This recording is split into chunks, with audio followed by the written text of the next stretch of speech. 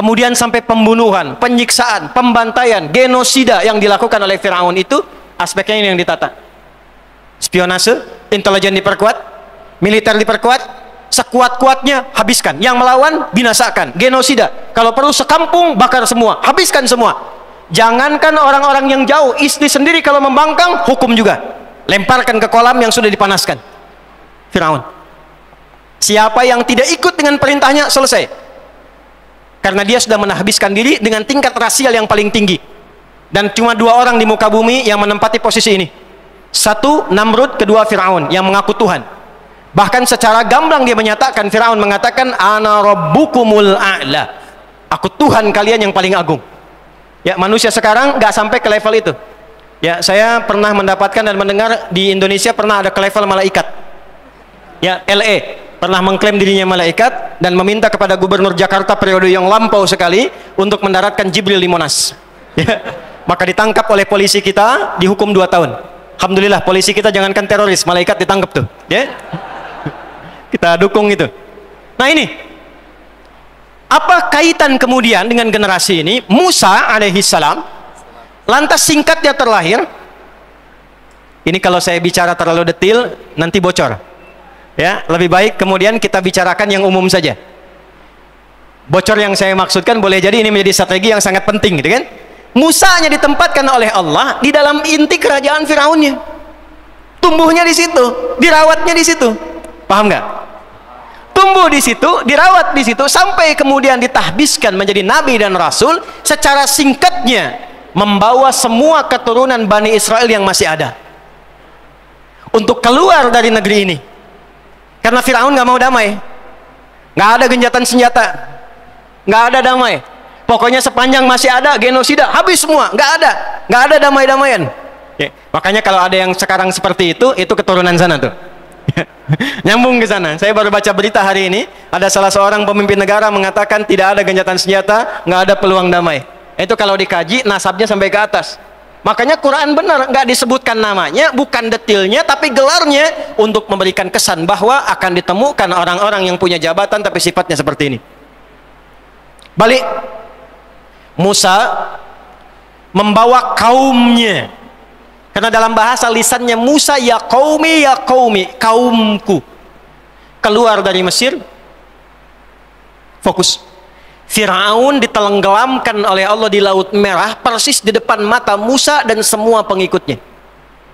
Musa ditemani oleh saudaranya namanya Harun. Musa punya bapak namanya Imran, bukan Imran yang bapaknya Maryam, tapi Imran yang lain. Ya, Imran punya anak 3, satu Musa, yang kedua Harun, yang ketiga perempuan namanya Maryam. Itu unik sekali. Makanya nanti ketika Maryam ibundanya Isa alaihissalam mengandung dan melahirkan, karena diizinkan oleh Allah, maka dituduh oleh kaumnya, ya ukhta Harun. Itu kalimat majas untuk memberikan kesan, kamu kan orang soleh, perempuan soleh seperti Maryam dulu yang soleha, yang punya saudara namanya Harun. Kenapa kamu menyimpang? Kenapa kamu berzina? Itu ditemukan nanti di surat Maryam. Balik ke sini. Musa dan Harun membawa kaumnya ini yang telah keluar dari kejaran dan perlakuan serta kekejaman Firaun, selesai keluar dari Mesir. Sebelum saya sampaikan sampai ke titik ini, saya ingin terangkan satu hal yang penting dulu. Saya mau tanya pada Anda sekalian, pernah ada yang tahu nggak berapa jumlah umat Nabi Musa, kaumnya Musa yang ikut dengan Nabi Musa keluar dari Mesir pada saat itu? Berapa jumlahnya? Gampang, jumlahnya banyak. Itu aja ya, kalau pusing. Jumlahnya banyak. Saya tuliskan permisalan 100 orang. Misal saja. Ini telah mengalami sisa-sisa penjajahan, perbudakan, penindasan, tekanan. Saya tanya pada Anda, punya beban psikologi nggak? Punya kenangan nggak? Punya memori nggak? Saya tanya pada Anda, 100 ini adatnya sama tidak? Karakternya sama nggak? Sifatnya sama nggak? Sifat mereka berbeda, karakternya tidak sama, dan mereka menyimpan memori yang berbeda. Ada yang yakin dengan kenabian Musa dan Harun, ada yang taat dengan Musa dan Harun, tapi yang ada pengen ikut-ikut aja, yang penting selamat dari Firaun. Ingat ya? Yang penting selamat dari Tapi yang Anda jangan lupakan, penjajahan, penindasan, perbudakan, genosida itu akan melahirkan luka sosial dan psikologi yang sangat dalam. Lebih dalam daripada diputuskan cinta. Ingat baik-baik. Ingat baik-baik. Dan seringkali ketika mendapatkan kenyamanan, justru pengalaman ditindas itu dipakai untuk menindas orang lain lagi. Kalau nggak percaya gini nih, dulu saat kita berjuang nih, Bung Tomo berjuang, pahlawan kita berjuang, dari Kiai Hasim dari Jombang itu punya sayap militer, Panglima Resimennya Kiai Haji Hashim Asy'ari. Di Jawa Tengah itu masuk nanti Mr. Kasban sehingga di Mejo, sampai ke Jawa Barat Kiai Haji Nur Ali itu, ya, semua berjuang. Tapi kalau kita baca sejarah, bukankah di era perjuangan itu ada pengkhianatnya? Ya, lihat pola Belanda pada masa itu, ada divide et impera, pemecah belah. Ada manipulasi, ada penipuan, ada mengambil hak tanpa dibenarkan. Saya kemarin baru dari Belanda, kemudian mampir ke Delft. Tahu Delft? Ya, itu lampu merah sonoan dikit tuh. Ya. Di Delft itu tempatnya company, bahasa kitanya. Bahasa Inggrisnya company, VOC. Ternyata mereka itu kumpulan sebagian dari Yahudi yang membentuk konsorsium untuk mendapatkan sumber rempah-rempah. Itu ternyata, maaf, kantornya kecil sekali. Saya punya dokumentasinya. Cuman gudangnya besar. Kumpulan mereka itulah yang menggerakkan. Kemudian mereka datang ke tanah air sampai dengan ke Nusantara, sampai kemudian mempraktekkan penjajahan yang membackup pemerintah Belanda. Jadi yang membangun Belanda itu hasil pajaknya dari VOC. Berapa yang didapatkan dari VOC itu? Yang saya mau katakan, dulu waktu VOC datang, pengkhianatnya ada nggak di sini? Ada. VOC waktu itu mengadu domba tidak? Adu domba. Menipu tidak? Menipu. Pangeran Diponegoro kan ditipu, ya kan? Mengagresi tidak? Mengagresi. Sekarang kita telah merdeka. 17 Agustus tahun 1945 kita merdeka sampai dengan sekarang. Pertanyaan saya, ada nggak perilaku anak negeri yang nggak jauh beda dengan perilaku penjajah masa lalu? Yang menipu ada? Ada. Ya? Yang memecah belah ada? Yang memanipulasi ada? Itu yang saya maksudkan. Luka sejarah yang lama itu seringkali memberikan kesan sehingga tanpa sadar dipraktekkan pada generasi berikutnya.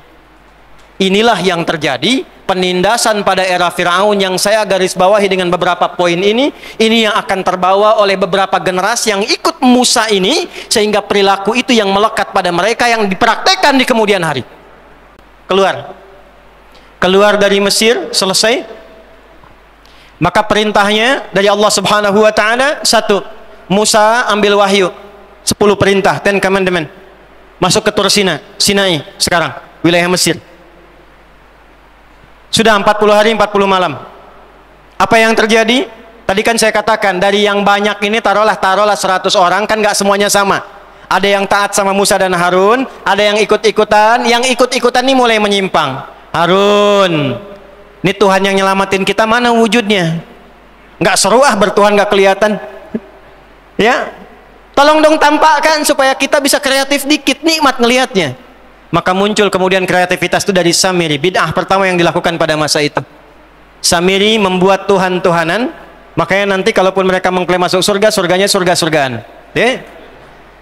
Tuhan-Tuhanan dari lembu, kemudian disembah dan sebagainya. Singkatnya, keluar Musa, turun, marah melihat itu, dihancurkan semua.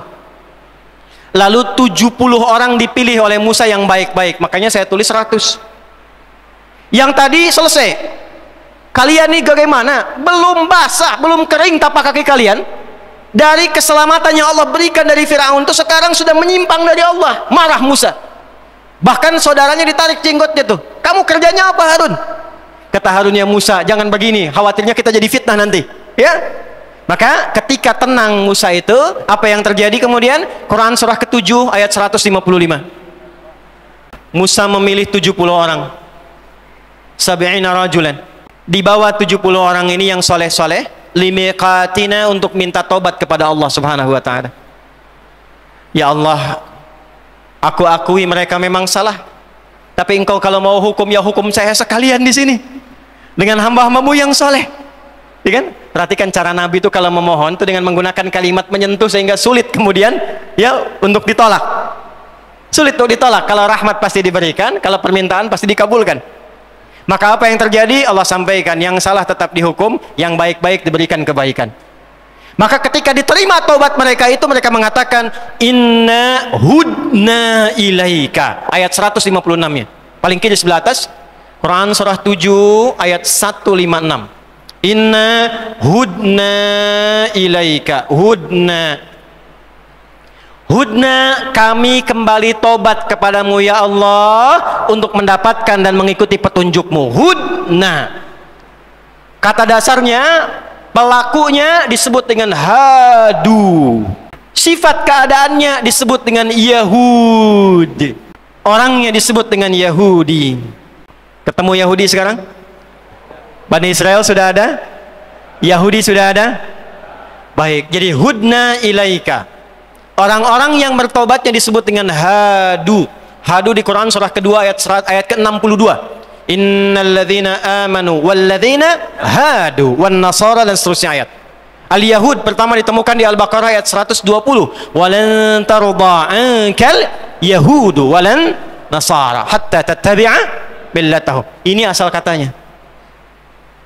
Ada yang membaca dari garis silsilah disambungkan ke Yahuda ke sini. Jadi Yahudi itu umatnya generasi yang tersambung sampai ke Nabi Musa, sampai ke kini, yang kalau ditelusuri generasinya ke sini, ke Yahuda. Jelas?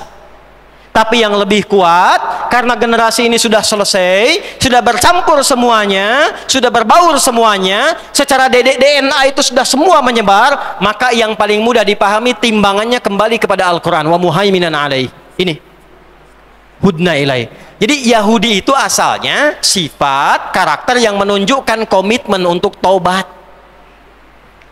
Yahudi itu orang taubat yang pengen baik lagi, yang pengen tidak musyrik lagi, yang tidak membunuh lagi, yang tidak ngeyel lagi. Itulah Yahudi.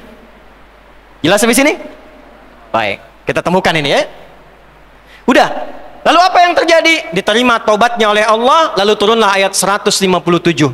Saya terima taubat kalian semua, kata Allah. Mulai sekarang kalian ikuti petunjuk Musa ini, petunjuk Harun ini, sampai datang Nabi terakhir. Alladzina yattabi'una an-nabi rasulan nabiyyal ummiyya. Sampai datang risalah penutup Musa, sampaikan pada kaummu sekarang. Generasi kalian akan terus melampaui zamannya, terus hadir lagi keturunan, terus hadir keturunan, sampai nanti lahir keturunan terakhir akan bertemu dengan sosok Nabi yang paling agung, Nabi yang paling hebat, sifatnya ummi, namanya Muhammad sallallahu alaihi wasallam. Maka disebutkanlah nama Muhammad dalam kitab mereka Taurat, sampai kemudian dilestarikan sampai ketemu di puncak Nabi yang terakhir sebelum kedatangan Nabi Muhammad sallallahu alaihi wasallam, yaitu Nabi Isa alaihi salam. Jadi nama Nabi Muhammad tersebut dalam Taurat, tersebut dalam Injil, tersebut dalam kitab-kitab sebelumnya. Sudah disebutkan. Maka singkatnya, menerima mereka semua, lalu kemana kami ya Allah belum menemukan tempat sekarang? Maka disebutkanlah kemudian firman Allah, balik lagi ke tempat asal yang engkau di situ dapat diterima dengan damai. Bapak moyangmu pernah di situ, Ibrahim alaihissalam, Ishak lahir di situ, Yakub pernah tumbuh di situ, hidup damai dengan orang-orang yang ada di sana. Balik ke sana lagi. Maka dibimbing ya mereka itu semua untuk memasuki kembali bumi Palestina yang tadi sudah dihapus. Ke sini lagi. Al-Maidah dari ayat 21 sampai dengan 24. Ya, dari kanan dulu ke bawah. Ya qaumi dukhulul ardal muqaddasata allati kataballahu lakum. Wahai kaumku, kata Musa, ayo Allah sudah tetapkan nih tempat yang paling aman buat kita semua, dijamin damai dengan penduduk aslinya. Jadi ke situ itu bukan untuk menguasai, bukan untuk mengklaim itu negeri kami, bukan. Perintah Allahnya datang ke situ supaya bergaul dengan penduduk negerinya yang memang mereka kakek moyangnya dulu pernah tinggal di situ, akrab dengan penduduknya. Kalau ke situ ngikuti sistemnya, ikut damai hidupnya, tenang di dalamnya, jangan bikin ulah lagi. Bukan diminta untuk mengklaim ini tanah engkau, bukan. Nggak ada begitu. Ya, jadi hoax kalau ada klaim demikian. Jelas ya? Ya, kalau disebutkan, ya maaf, dalam kitab-kitab yang disucikan, saya tidak sebutkan namanya, Anda sudah tahu. Misalnya ada persepsi demikian, maka itu hoax yang paling populer di muka bumi saat ini. Ya, saya berani mengatakan demikian karena di kitabnya juga tercantum seperti itu. Jelas sampai sini? Balik ke sini, belum selesai, sabar ya. Yuk berangkat. Apa komen mereka? Begitu Musa perintahkan, ya Musa inna fiha qauman jabbarin. Musa nggak mau ah. Di sana banyak orang-orang kuat. Wah, kuat mereka itu, hebat-hebat. Ya, qauman jabbarin, yang kuat, yang kokoh, yang hebat-hebat. Ada sebagian tafsir menyebutkan itulah suku Palestina. Palestina. Makanya kalau sekarang berjuang hebat-hebat, kuat-kuat, kokoh dan sebagainya. Dari dulu emang begitu. Musa nggak mau ah. Di sana sudah ada golongan kuat, hebat-hebat, keras mereka itu, kami nggak mau masuk. Yang paling dahsyatnya, lihat komennya di ayat 24-nya. Izhab anta wa rabbuka faqatila inna hahuna qa'idun. Kalau masih maksa, Musa kamu aja dengan Tuhanmu pergi dulu ke sana, taklukkan dulu Palestina. Kalau sudah menang, kabari kami di sini. Kami duduk-duduk dulu. Kalau udah menang, kabari, baru kita masuk sama-sama. Tolong catat kalimat ini. Ini menunjukkan bahwa DNA dari Yahudi yang terbawa sampai umatnya Musa yang selamat itu tetap membawa sifat ketakutan yang dalam. Bahasa kerennya sekarang ada sifat pengecutnya. Ketakutan yang dalam. Saya tulis ya. 1, 2, 3, 4. 4. Penakut. Penakut.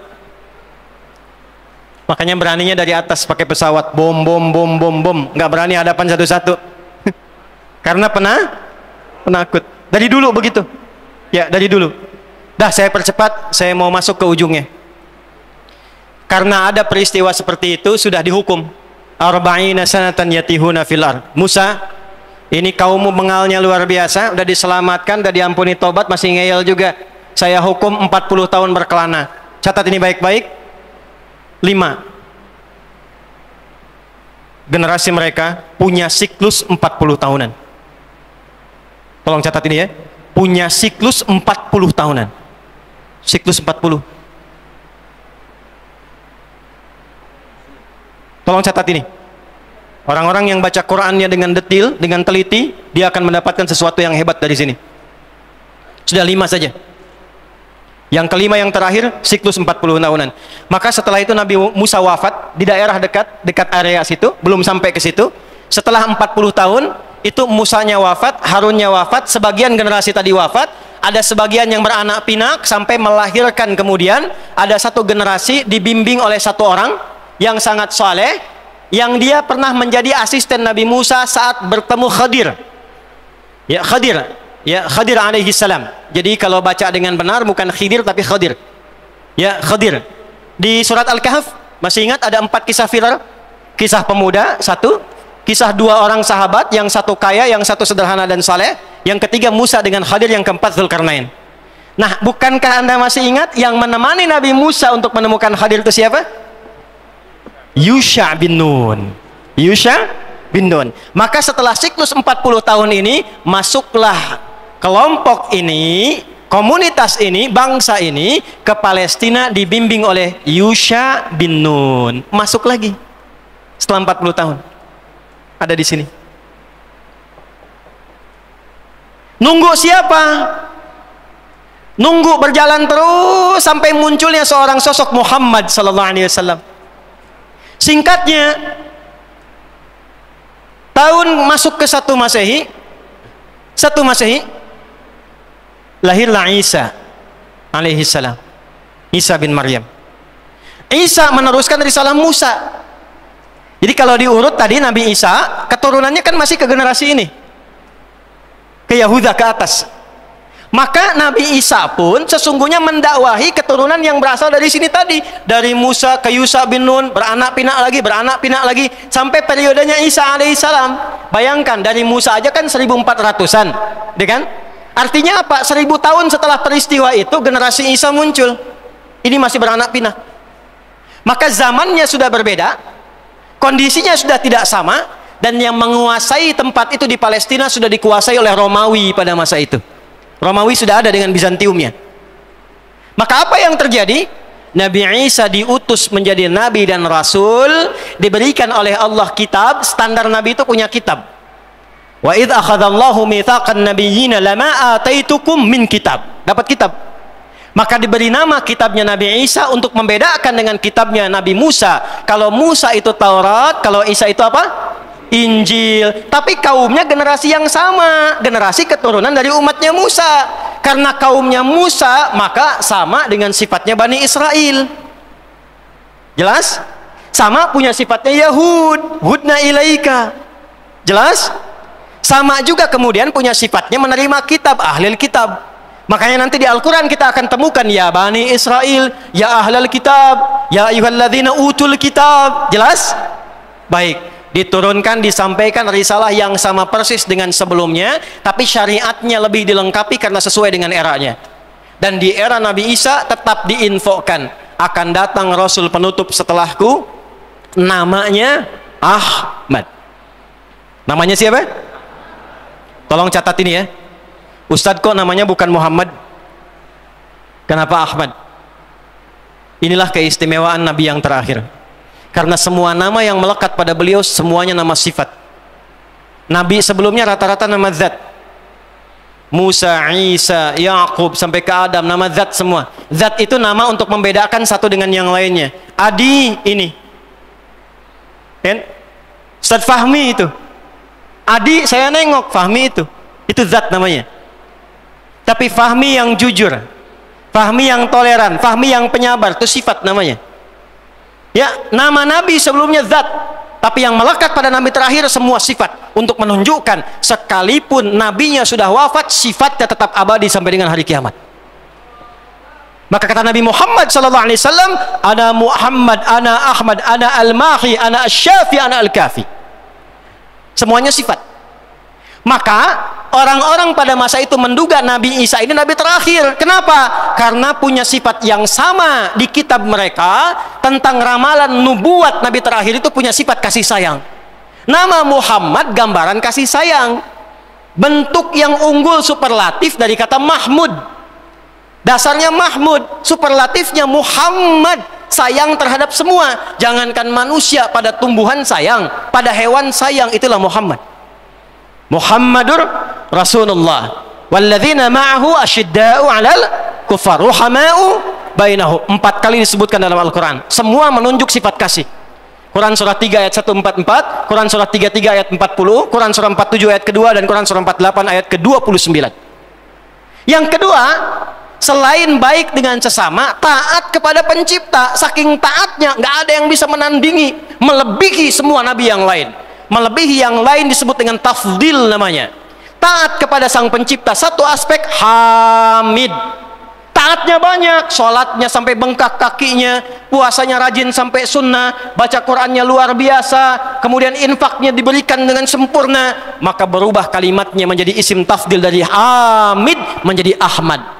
Maka Nabi Isa menolak klaim kaumnya, saya bukan Nabi terakhir. Memang Nabi itu punya sifat mirip dengan saya, penyayang, tapi kedekatannya dengan Allah nggak bisa ditandingi. Wa mubasysyiran bi rasuli ya'ti min ba'di ismuhu Ahmad.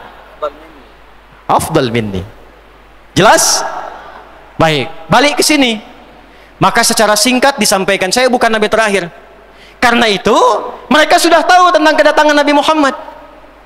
Sampai terjadilah peristiwa Nabi Isa itu kan tidak menikah. Ya, diangkat oleh Allah usia 33 tahun. Ya, masih pemuda.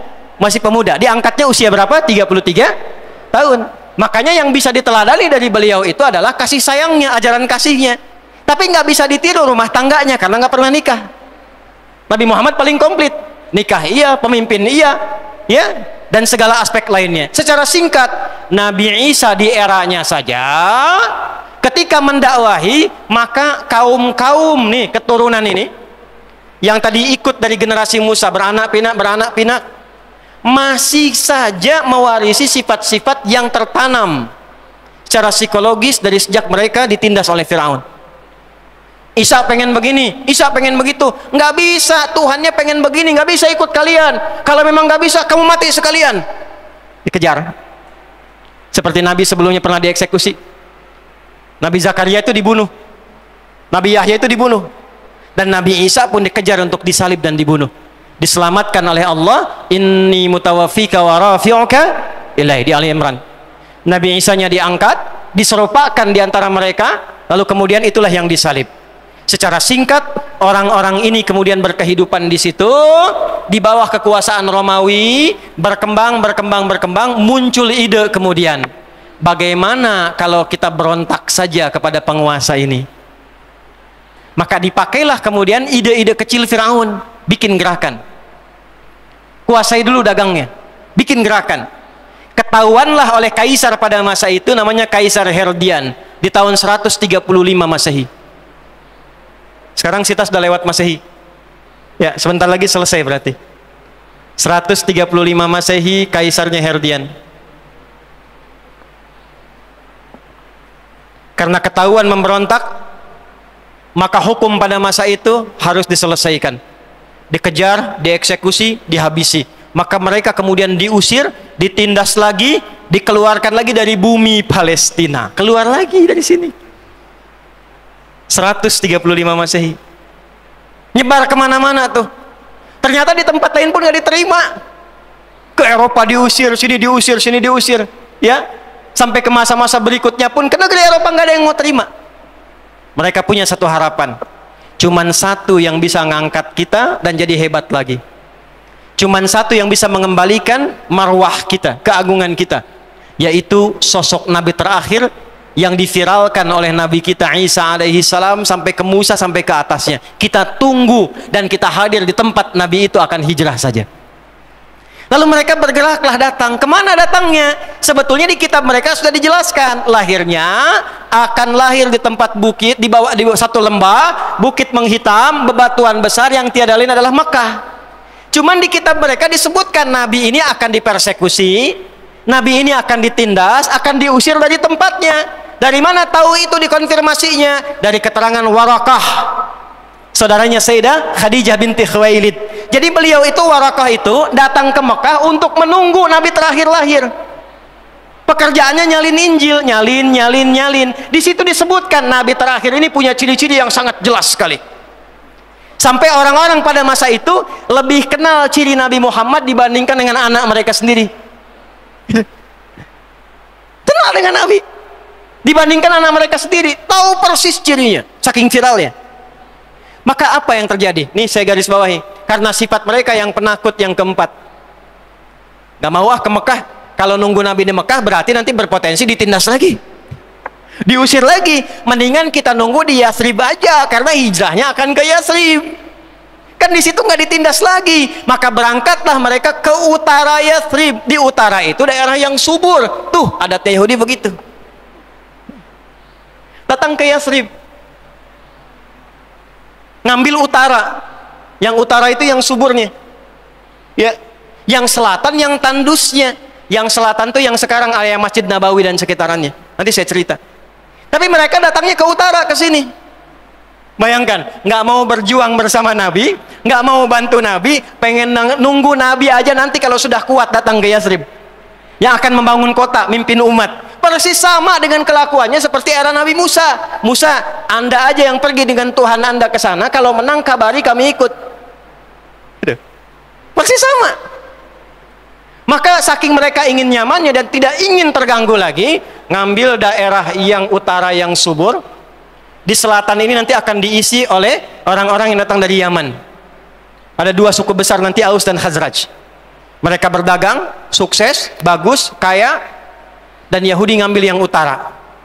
Saking traumanya dengan perjalanan sejarah masa lalu, maka mereka mulai menetapkan pada masa itu, supaya nggak diganggu lagi, supaya tidak diserang lagi, kita bikin strategi seperti Firaun punya benteng.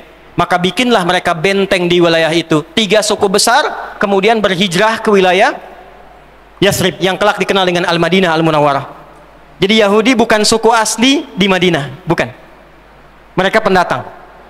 Maka ada 3 yang viral: Bani Qaynuqa, Bani Qaynuqa, Bani Nadir.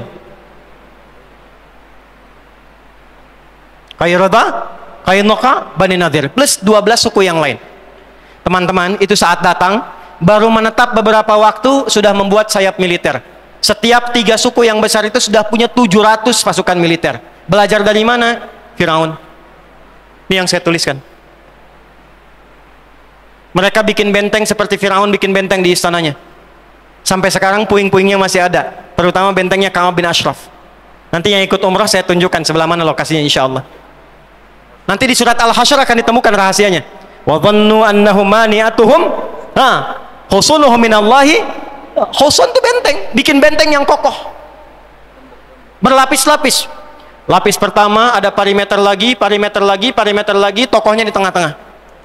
Bikin kekuatan militer. Kalau kita ingin kuat di sini, kuasai militer. Bikin sayap militer, setiap suku punya 700 pasukan. Kedua, gerakan ekonomi. Bikin pasar. Gimana supaya kuat? Lihat Firaun. Harus ada oligarkinya. Ini yang harus dikuasai. Maka apa yang terjadi? Bikin seperti korunnya. Maka apa yang dilakukan? Seperti Firaun memecah belah rakyatnya, pecah belah Aus dan Khazraj. Yang tadinya akur, yang tadinya baik, dipecah sampai mereka berkelahi puluhan tahun nggak pernah damai dan menjadi pertengkaran yang sangat luar biasa dahsyatnya. Kalau wafat di Aus, mesti meninggal di Khazraj. Selesai. Maka pada saat itu Yathrib dikuasai oleh Yahudi. Perputaran pasar ekonominya plus kekuatan militernya. Dan punya spionase, agen-agen intelijen yang cukup kuat mereka pada masa itu sehingga disegani. Di situasi itulah kemudian mereka menunggu datangnya Nabi Muhammad sallallahu alaihi wasallam. Belum selesai, Mas. Mau duduk silakan. Mereka menunggu Nabi Muhammad sallallahu alaihi wasallam. Jadi datang ke Madinah itu, datang ke Yathrib itu untuk nunggu Nabi Muhammad. Nunggu Nabi Muhammad.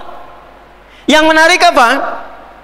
Begitu mereka klaim dan diabadikan di dalam Al-Qur'an, dari mulai kitabnya, Al-Qur'an, dari nabinya Muhammad sudah tahu itu.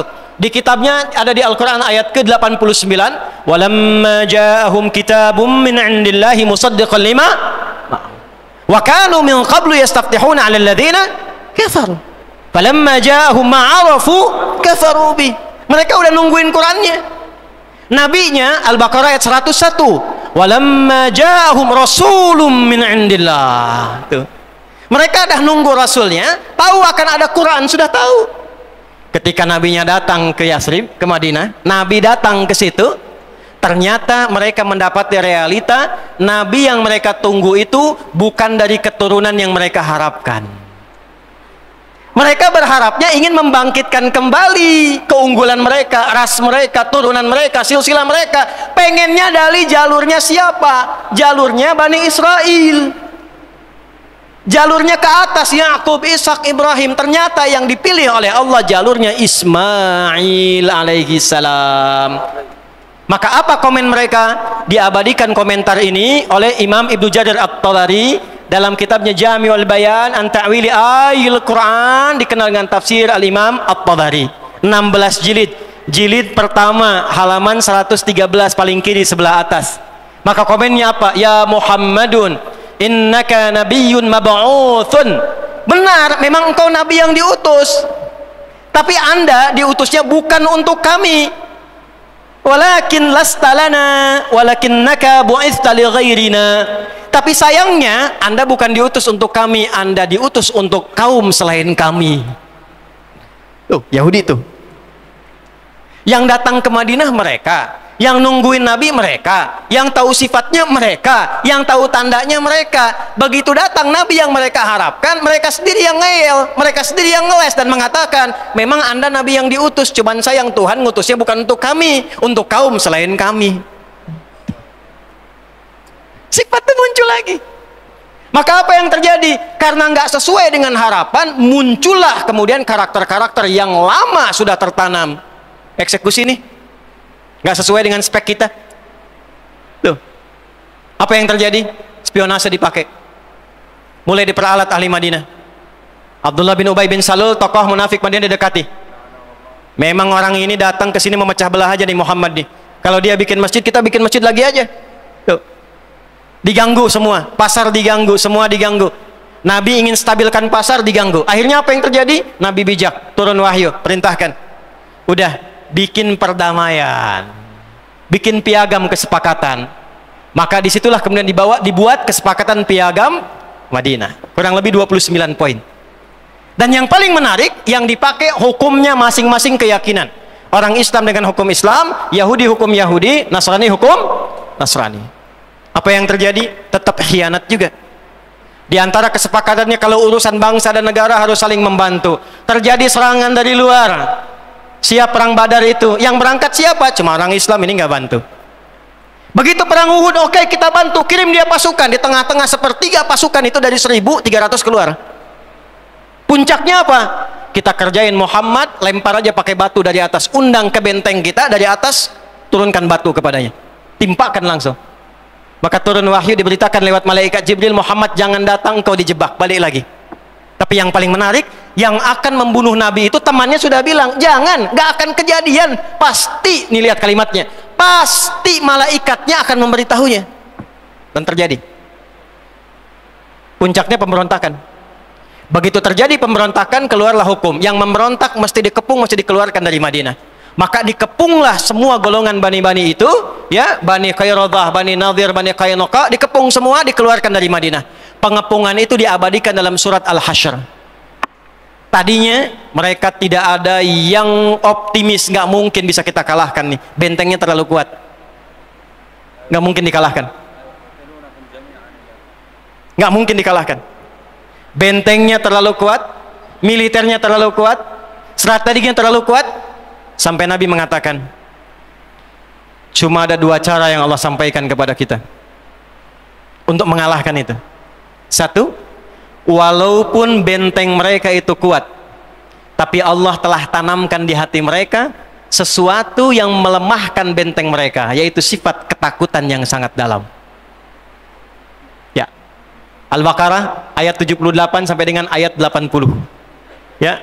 Fi qulubina gulf balla'nahumullahu bikufrihim faqalilan ma yu'minun. Jadi di hatinya itu sudah ada ketakutan yang mendalam. Karena takut, maka mereka membuat parameter-parameter, takut sekali. Maka ada satu yang harus dilakukan. Sebelum kemudian itu terjadi, maka yang paling atasnya itu, pimpinan atasnya, ya, itu harus diambil sifat takutnya itu, untuk diambil masuk ke dalam jantungnya sekalian. Maka dirumuskan strategi. Nabi angkat tangannya, kata Nabi, siapa yang bisa membawa kepadaku Ka'ab bin Ashraf, itu tokohnya pada masa itu. Maka Muhammad bin Aslamah mengacungkan tangannya, dia mengajak kerabatnya. Gimana caranya kita membuat strategi bisa masuk ke wilayah bentengnya? Maka disusun strategi, bagaimana caranya? Secara singkatnya, Yahudi itu gampangnya senang dagang. Maka dibawa diplomasi, dia katakan, Ka'ab bin Ashraf, saya mau dagang nih. Ya, engkau kan temannya Muhammad. Enggak, saya udah benci sama Muhammad. Maka nyamar dia. Ya, maka bagaimana caranya? Dia buktikan dengan menghina Rasulullah, tapi sudah minta izin pada Nabi. Satu-satunya manusia yang diizinkan menghina Nabi cuma Muhammad SAW. Satu orang dibolehkan.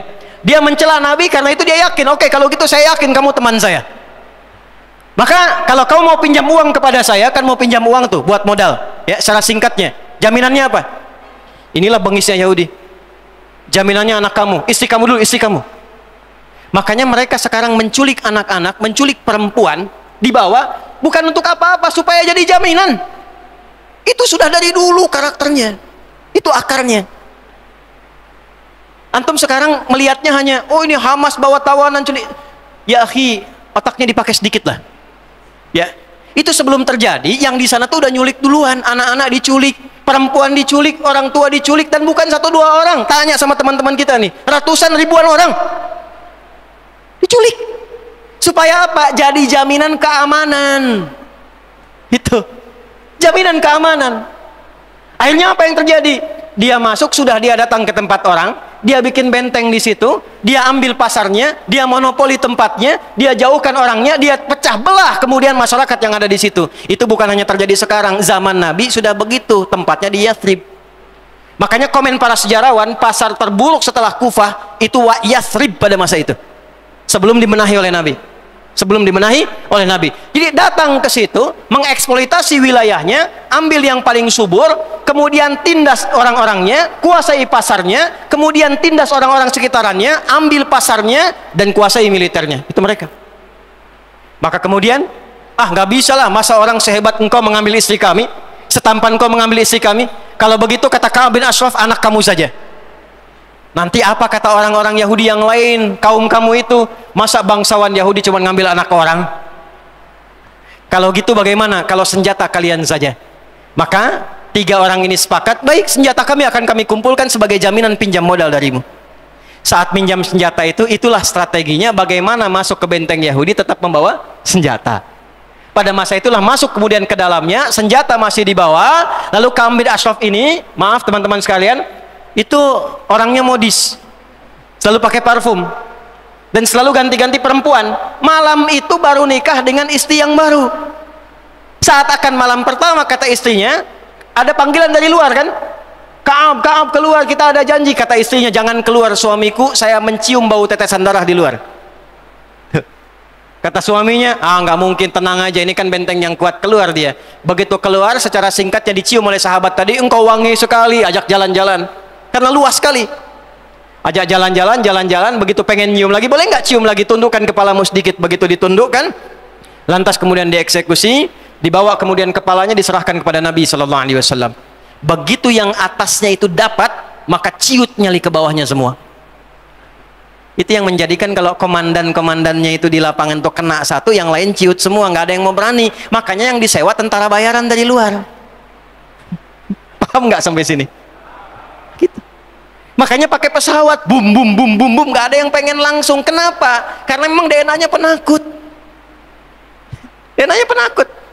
Jangankan kenal pesawat, dengar takbir nih ya, dengar takbir nih, Allahu Akbar, lari semua tuh. Nggak percaya nanti ada masanya. Dengar takbir lari semua. Maka apa yang terjadi teman-teman sekalian? Dikepung semuanya, berlaku hukum mereka. Karena memberontak, kepung keluar. Maka dikepunglah benteng itu. Ketika dikepung itu mereka takut. Jadi cuma dua cara mengalahkannya. Imma dikepung sehingga lemah kekuatannya, atau diambil tokoh-tokohnya, ditukar dengan sandera-sandera yang ada. Jadi wajar kalau sekarang ngambil itu bukan untuk mengeksekusi pada dasarnya. Tapi memang fitrah mereka begitu. Kalau nggak begitu, nggak mau ditukar dengan ribuan tahanan yang sudah disiksa itu. Itu. Jelas sampai sini? Oke, selesai. Kalau sudah paham, bersih Madinah dari Yahudi. Dan itu karena perilaku mereka sendiri, bukan karena nabinya. Kalau di sekolah berlaku hukum, kalau ada anak merokok, kepala sekolah mengeluarkan. Tiba-tiba ada satu anak merokok, kepala sekolah mengeluarkan. Pertanyaan saya, dia dikeluarkan oleh kepala sekolah dari sekolah itu, apakah karena kepala sekolahnya atau pelanggarannya? Pelanggarannya. Maka jangan katakan Nabi mengusir orang Yahudi dari Madinah. Yahudi keluar dari Madinah karena pelanggaran mereka sendiri yang memberontak, dan keluarnya karena hukum mereka. Di kitab mereka dituliskan kalau memberontak, keluar, diusir dari tempatnya, dan hukuman mati bagi yang memberontaknya. Itu hukum mereka sendiri. Keluar. Sudah berubah kotanya jadi tenang, Yahudi sudah nggak ada, tenang makmur. Maka dari Yathrib berubah jadi Al-Madinah Al-Munawwarah. Kemana Yahudi? Nyebar lagi ke Eropa, nggak punya tempat tinggal. Ke Austria diusir, ke Jerman kemudian disiksa dan sebagainya. Nyebar. Singkatnya diterima oleh satu kesultanan pada masa itu yang punya wilayah cukup luas, dikenal dengan Turki Utsmani, Kekaisaran Ottoman. Maka di mana mereka bisa diterima? Karena di tempat lain nggak ada yang mau terima. Balikin lagi ke firman Allah, Ardul Muqaddasah. Maka ditampunglah di bumi Palestina.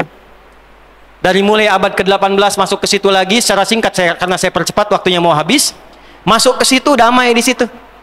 Damai, tenang, bisa hidup lagi, bisa dagang lagi, bisa nyaman lagi, sampai musibah muncul 1924. Umat Islamnya sudah jarang ngaji lagi, sibuk dengan diri sendiri, terpecah-pecah, sudah saling menyalahkan, gara-gara kunut gak kenal saudara, gara-gara bismillah jahar dan sir sudah gak kenal lagi, sudah beda manhaj, sudah bid'ah-bid'ahan. Assalamualaikum akhi, beda manhaj. Allahumma hdina fi man hadait, bid'ah.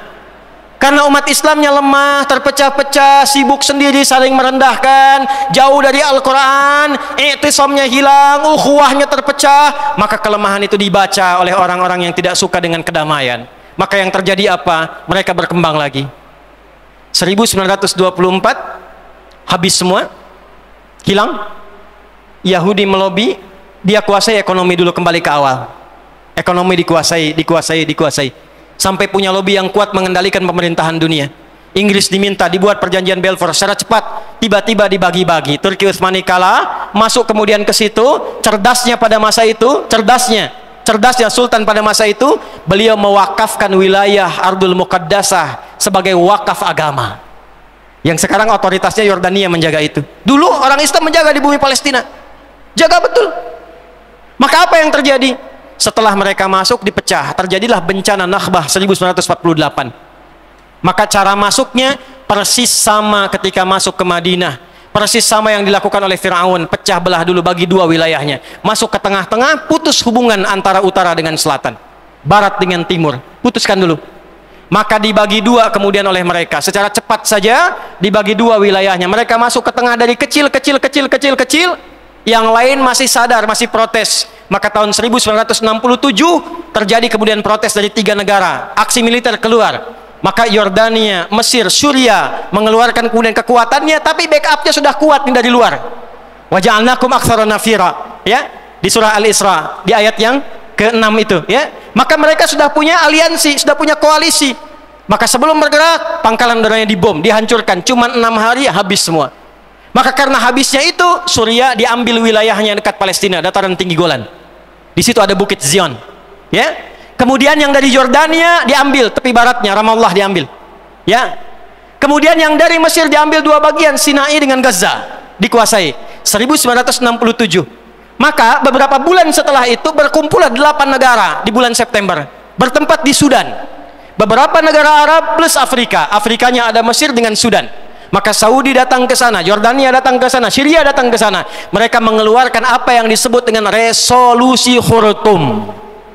Resolusi Khurtum, poinnya 7. Yang 7 ini disingkat jadi 3 yang pokok, disebut dengan la'atus thalath, 3 nouns, 3 penolakan. 3 penolakan, ya. Tidak mengakui Zionis Yahudi, tidak ada damai dengan Yahudi, dan tidak pernah membangun hubungan diplomatik dengan Yahudi. Siapa Yahudi yang dimaksud di sini? Itulah yang dimaksud gerakan baru, bukan Yahudi pada umumnya, bukan. Jadi orang-orang ini yang ketika di era Nabi terpencar, di masa Utsmaniyah ditampung, ketika itu lemah, mereka mulai muncul khayalan tingkat tinggi lagi. Sudah, Nabi sudah nggak ada yang diharapkan. Sekarang kita ingin membangun kekaisaran Solomon saja, bikin Solomon Temple yang baru, bangkitkan lagi. Sudah nggak ada sekarang nabinya, yang tinggal ditunggu Dajjalnya, Mesiahnya yang datang. Maka harapan mereka untuk mempercepat itu semua dan mereka bisa kokoh kembali seperti harapan mereka harus membangun kekuatan besar untuk membangun kedigdayaan lagi. Maka apa yang harus dijadikan klaimnya? Klaimnya apa? Objeknya apa? Tidak ada yang lain kecuali kuil Sulaiman. Karena itu adalah raja yang paling hebat dalam era sejarah mereka. Bisa menaklukkan awan, bisa bicara dengan binatang dan sebagainya. Maka ditandai situsnya, 1. Yang kedua, ini gimana cara ngajak lain-lain supaya datang ke sini?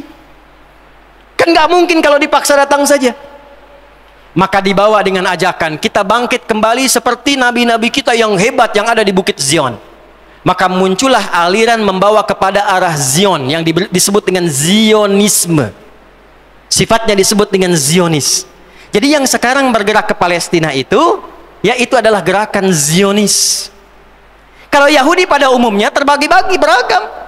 Ada yang masuk Islam, ada yang damai hidup dengan umat Islam. Yang sekarang itu yang ini, yang genealoginya ke atas tuh, genealogi konflik, yang mewarisi sikap-sikap Fir'aun. Makanya wajar ketika mereka membawa sifat Zionisme. Resolusi Khurtum kemudian terjadi 1967, sepakat semua negara Arab, Palestina masih dibebaskan lagi. Maka mereka perluas di belah tengahnya seperti Fir'aun melakukannya. Ini lihat. Boleh pinjam penghapus saya aja biar cepat. Ini bagian terakhir.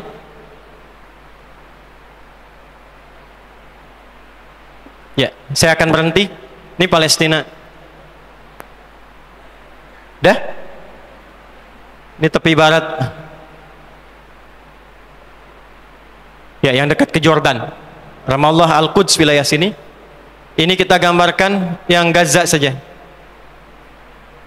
Ini yang dekat nanti selatannya ke Rafah, utaranya yang ada rumah sakit kita ini yang sekarang sedang terancam di utara nih. Ya, yang teman-teman ada di sini. Gambarkan di sini aja biar cepatnya.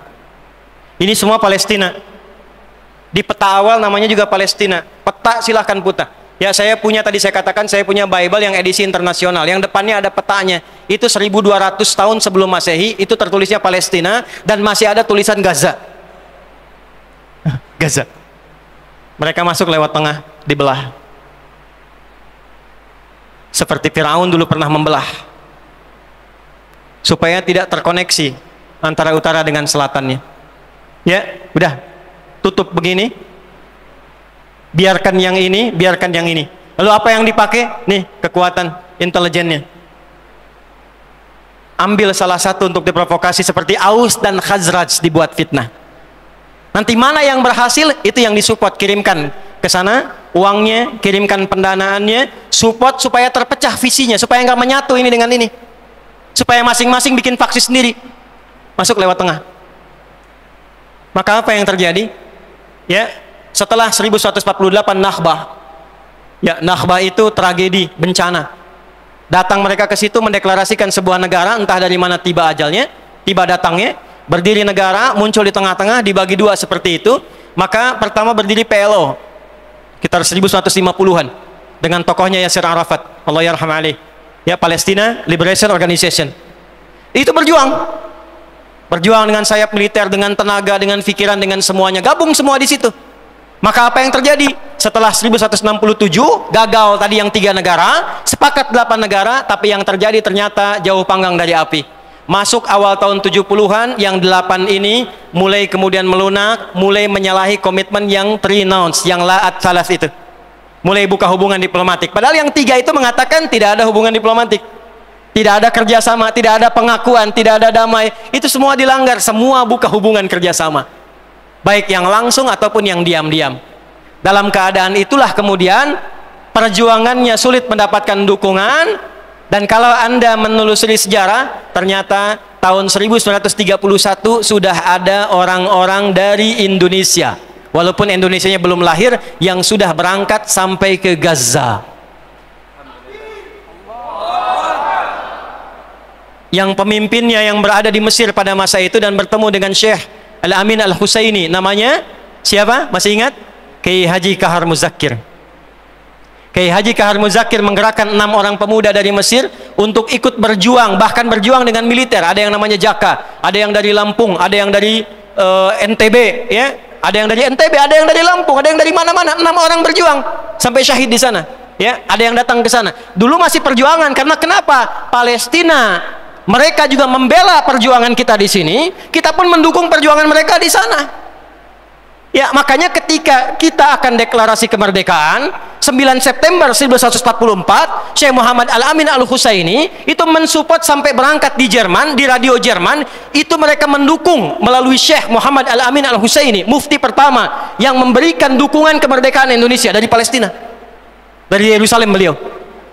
Ya, negara pertamanya Mesir, mufti pertamanya dari Palestina. Dibalas itu dengan Kiai Haji Ahmad Muzakir, ya, yang beliau datang kemudian ke sana, Kahar Muzakir datang ke sana, memimpin, membawa dengan tulisan-tulisan, yang tulisan itu diabadikan kelak. Nanti ada di Suara Muhammadiyah, ada juga di edisi Mujtama yang di copy paste tulisannya oleh Babeh Ridwan Saidi kemudian hari. Sampai sekarang masih bisa diakses tulisannya. Jadi saya mau katakan hubungan Indonesia dengan Palestina itu hubungan yang sangat dalam, sudah jauh-jauh hari, sudah masa sebelum kemerdekaan, saling support kemerdekaan. Jadi kalau sekarang ada di Indonesia yang kunutnya untuk Palestina, donasinya untuk Palestina, hartanya untuk Palestina, pikirannya untuk Palestina, karena memang kita satu dengan Palestina. Tapi yang mau saya katakan tadi, karena sudah nggak ada harapan, maka sebagian bangkit. Maka muncullah Syekh Yasin, Ahmad Yasin. Syekh Yasin ini menarik. Beliau berangkat ke Mesir tahun 1155-56, belajar di Al-Azhar. Ditangkap oleh rezim pada masa itu karena diduga ikut dengan gerakan Ikhwanul Muslimin. Dulu Jamal Abdul Nasir itu sahabatan dengan Syekh Hasan Al-Banna, sahabatan dua-duanya itu. Cuma karena beda pandangan politik, kemudian beda pandangan, maka gerakan Syekh Al-Banna kemudian dimatikan. Singkatnya begitulah. Ya, dianggap kemudian menyimpang karena masalah politik dan kita nggak ikut-ikut ke sana. Singkatnya bagaimana? Syekh Yasin datang tahun 50-an ke sana, kemudian ke Al-Azhar, ditangkap, dikira gabung ke gerakan Ikhwanul Muslimin. Beliau bingung, nggak tahu kok ditangkap. Setelah kemudian diteliti, diidentifikasi, ternyata nggak terlibat. Tapi dari situ kemudian beliau mengenal lebih jauh. Ikut ke situ, ikut gerakannya, ikut kemudian apa yang dilakukan dari gerakan-gerakan tarbiyahnya sampai pada tanggal 14 Desember tahun 1987 ketika melihat realita tidak ada yang berjuang lagi, sementara anak-anak ditawan, perempuan dibunuh, orang di jalanan ditembak begitu saja, masyarakat dipecah belah, Al-Aqsa semakin digali semakin dekat, tidak ada yang mempertahankan, sementara dunia Islam di luar tidur semua. Maka beliau membentuk dengan sahabatnya 6 orang, termasuk di situ ada Syekh Dr. Abdul Aziz Ar-Rantisi, ya, dengan beberapa kolega yang lain. Maka didirikanlah gerakan Harakah Muqawamah Al-Islamiyah, disingkat dengan Hamas namanya. Itu yang sekarang jadi trending topik itu, ya. Maka dari tahun 80-an itu mereka dididik oleh Syekh Yasin dengan Al-Quran, diajarkan kepada mereka tentang kisah-kisah ini, bagaimana perjalanan Yahudi, karakternya bagaimana, sifat penakutnya bagaimana, cara masuk ke mereka bagaimana, seperti apa gambarannya, dan dihitunglah siklus 40 tahunan. 1987, 40 tahun ditambah itu berapa? 2027. Jadi disiapkan oleh beliau 3 fase di surah Al-Isra yang tadi dibaca, khususnya ayat 4 sampai dengan ayat ke-7-nya. Wa qadayna ila bani Israila fil kitab la tufsidunna fil ardi marrataini wa la ta'lunna 'uluwan kabira. Bani Israel itu, kata Allah, sudah tetap perjalanannya dari sejak generasinya ini berjalan selalu merusak dan mewarisi karakter-karakter tadi, ya. Lompat sedikit, ini mau kita tutup nih. Masih ingat ayat di Quran Al-Baqarah ayat 65? Masih ingat nggak? Ada sekelompok golongan Bani Israel dikutuk jadi apa? Kera. Antum pernah riset kera nggak? Ini saya ajarkan Al-Irsyad, ya, sekolah Al-Irsyad Pak Abdul Rahman, ya. Anak-anaknya ajak ke kebun binatang, ya, keluarkan semua hewan yang ada di Al-Quran, riset karakternya di kebun binatang itu, tanyakan pada pawangnya. Saya ngajar tafsir di Libya, saya bawa anak-anak yang belajar dengan saya ke kebun binatang di Libya. Tugasnya satu, keluarkan semua hewan yang ada di Quran, lalu teliti karakternya. Kalau nggak tahu, tanyakan pada pawangnya. Maka kelompok kami ada kelompok kera, kelompok unta, ya, kelompok gajah dan yang lainnya. Ya, paling nggak enak kelompok kera kalau dipanggil. Unta enak datang, gajah datang, begitu kera susah. Ya. Saya langsung ke kera saja. Bagaimana cara ngetesnya? Dia datang ke situ, dia lempar makanan. Begitu dilempar, diambil dengan tangan yang kanan. Lempar lagi, diambil dengan yang kiri. Lempar lagi, diambil dengan 2 kaki. Ya, begitu kawan sesama kera datang ke situ, dia usir.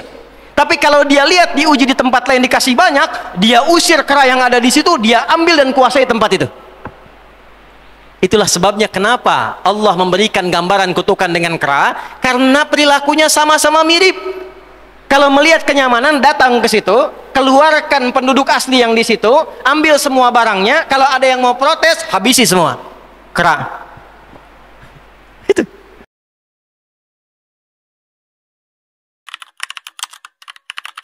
Channel 登録お願いね。